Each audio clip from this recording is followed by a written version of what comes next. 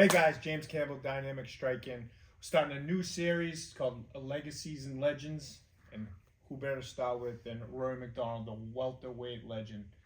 Rory, we've been working all week on, fighting, ground and pound, your jabs. Let's take it back to the start. Like from Canada, everybody plays hockey. You're probably a great hockey player growing up. How did you transition? Like, I love martial arts, so let me give this a go. Yeah, so I played a lot of sports growing up. I was pretty into sports. My parents always had me active. I was playing soccer, golf, baseball, but my main focus was hockey. I was pretty passionate about it and took it really serious. And then at 14, my interest was kind of fading in it for a few reasons, but I had kind of not. I wasn't really doing well with it anymore. I was losing focus and like kind of acting out at that point. And my brother had told me he did like a gym class at a mixed martial arts gym in town. Mm-hmm. I was from like a medium sized like city town sort of thing. It wasn't in Vancouver or anything at the time, but a little town in called Kelowna in British Columbia. So when he told me there's like a UFC gym in this town, I was like, wow, that's insane. Like, I wanted to know everything about it. And then my dad, like, seeing my interest, he was like, well, do you want to go? And I was like, well, yeah, if I can, like, take me. So he took me there. Like, we literally spun the car around and went there. And the coach, David Lee, my first coach, was just like, yeah, come back in like an hour or something. Bring your cup and a mouth guard, and we start. The first class was no-gi jiu-jitsu, and I was like hooked. We went over like a kimura, and I was like, I had no idea like you could do that. Yeah. I had watched some UFCs, but like, just it was mind blowing to like know the technical moves, and it just was fascinating to me. So then it was Muay Thai, kickboxing afterwards, and I did both classes, and I told my dad when he picked me up, I was like, this is what I'm doing, like, take me out of hockey. And it just took off from there. Yeah.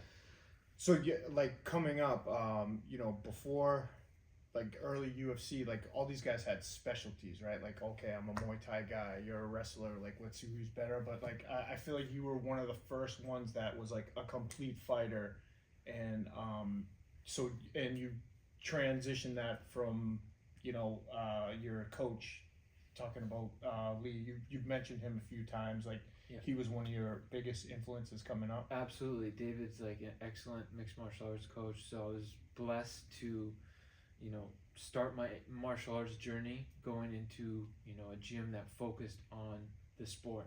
So we did everything for aimed at being a mixed martial artist there. So, I had a good start, to make it to the UFC, like a school that focused solely on MMA fighting. We did no-gi jiu-jitsu, kickboxing, wrestling, and, boxing, and we just focused what was working in all those martial arts for a mixed martial artist. And so I was very blessed to find that place. It was really good for me, and it got me refocused on, being, a good kid, a good person again. So it was good for me, it changed my life. Oh, that's awesome.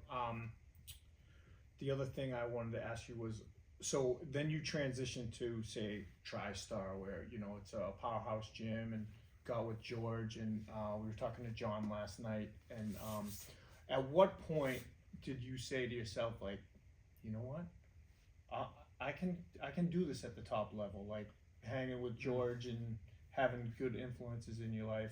Honestly, I believed in myself day one. Yeah. In martial arts, I like. That's one thing about me is when I like something, I set my sights high. I want to be the best, and I believe I've always kind of had that self belief that I could do it. So right from the get go, my goal was to be world champion and be the best that I could be.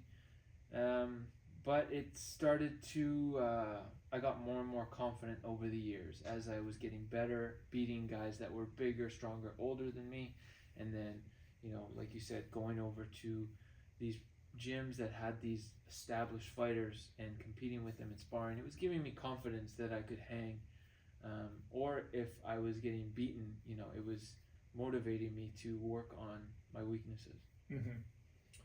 So another question I wanted to ask you was, in your early career, you know, we were talking about you're kind of a wild man. You didn't have any responsibilities. You didn't have the family you have now. You seem like a really good family guy, taking care of the kids.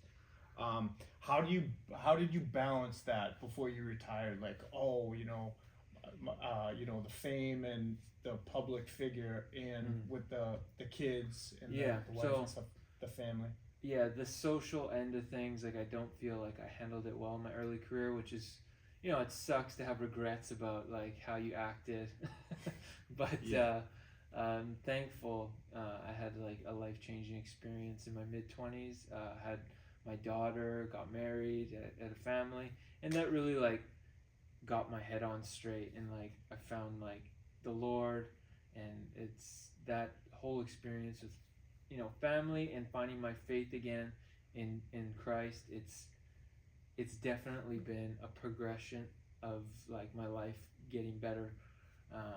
So I'm thankful to God for that. You know, I made a lot of mistakes, but going forward, you know, I'm just gonna learn from them, and you know. Yeah, no, that's great. I mean, you seem like you're in a good headspace now, and you know, we've been driving with you for a while, so you know, I see that, you know, you're really passionate about your family. But we've been talking about it, all of us, like, you know, you're a real humble guy, really soft spoken, but I can see it, like you're still like dangerous. You know what I mean? I think it's very important to be a dangerous man. Like, I don't think it's good to be soft and to be a pushover, and I want to be like dangerous. Like I don't really have it in me to fight at the competitive level anymore. That side of me kind of is just, I couldn't really I don't have that heart for it anymore in the cage, but I still feel it's important for a man to know how to fight and protect weaker people around your community, your family. So that's something I strongly believe in, is staying fit, staying strong, and developing yourself as, you know, being a physical force for good. You know, I don't want bad guys to have an edge over me or people around me, innocent people. So I think it's important that we as men develop ourselves, you know, to be dangerous, but for good. 100%. No, said well. One other question I had for you was, all right, so going into the first fight with Robbie Lawler, right? Yeah. You know, it was a battle. Went either way. Like, some guys picked you, some guys picked Robbie, but it was probably one of the most brutal fights out there. So, guys, if you've been living on another planet, you haven't seen that fight, go watch it. But then you got the rematch, and you guys were going again. How did you mentally prepare? Like, oh my God, I could literally like die in there, like on the rematch. Like, well, I mean, I liked my fight. In my first fight with Robbie, I thought I did pretty well. It was close, like you said. It was a split decision, and I felt like it was a competitive fight. In the first fight, I definitely didn't take Robbie as seriously as I should have. I definitely did going into the second fight.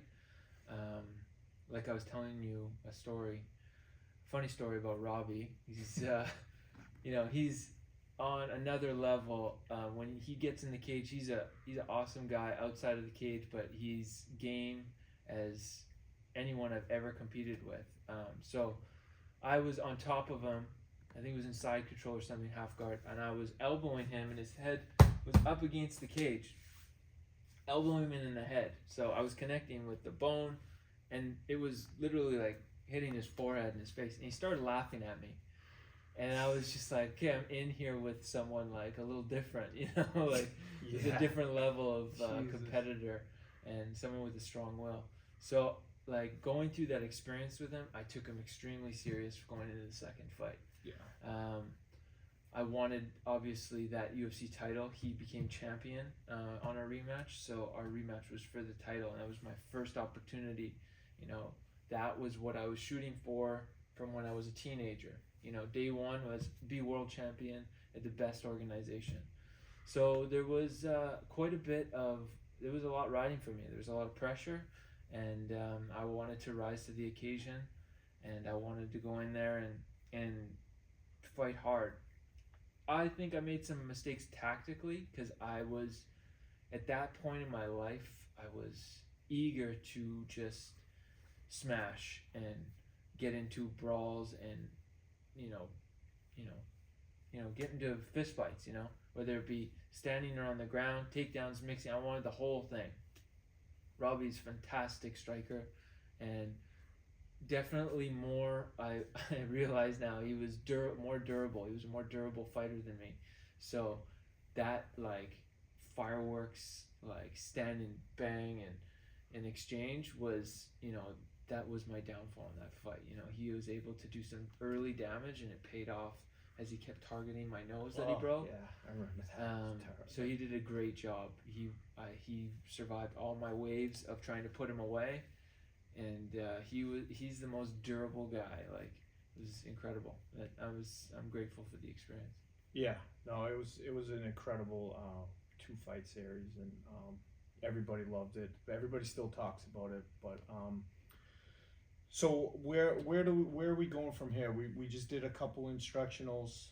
You have 2 out from before. We did the jab, we did the ground and pound. We're gonna do the wall wrestling later on today. Yeah.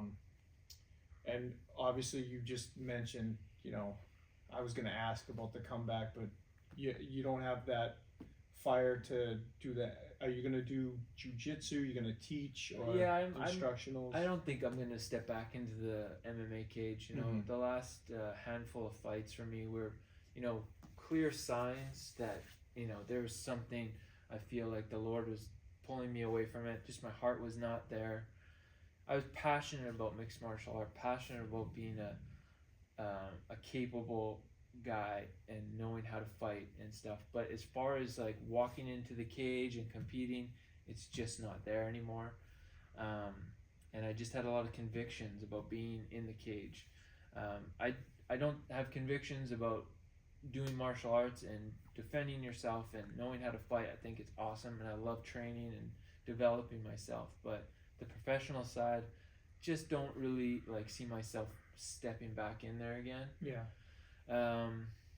And just I want to be healthy for my family and go into the next chapter. But I love no-gi jiu-jitsu. I've competed a few times professionally on a few different stages, so I think I'd like to get back into that. Yeah. Maybe in 2025, start that up again.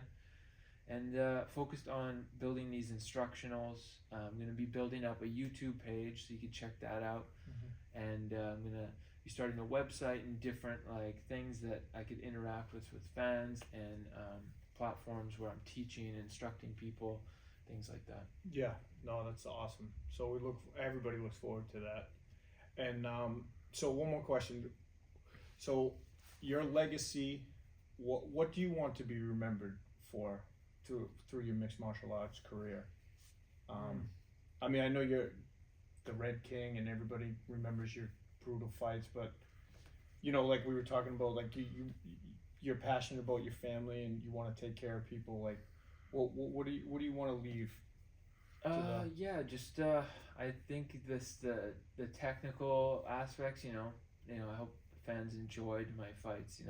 Not all fights that I did were action packed, but I always tried to be tactical and technical with aggression, and I think I'm hoping people can learn technically as a martial artist from my experience, and take mixed martial arts to the next level with what I've put into the sport. Yeah. All right. Well, thanks a lot, Rory. Thanks, bro.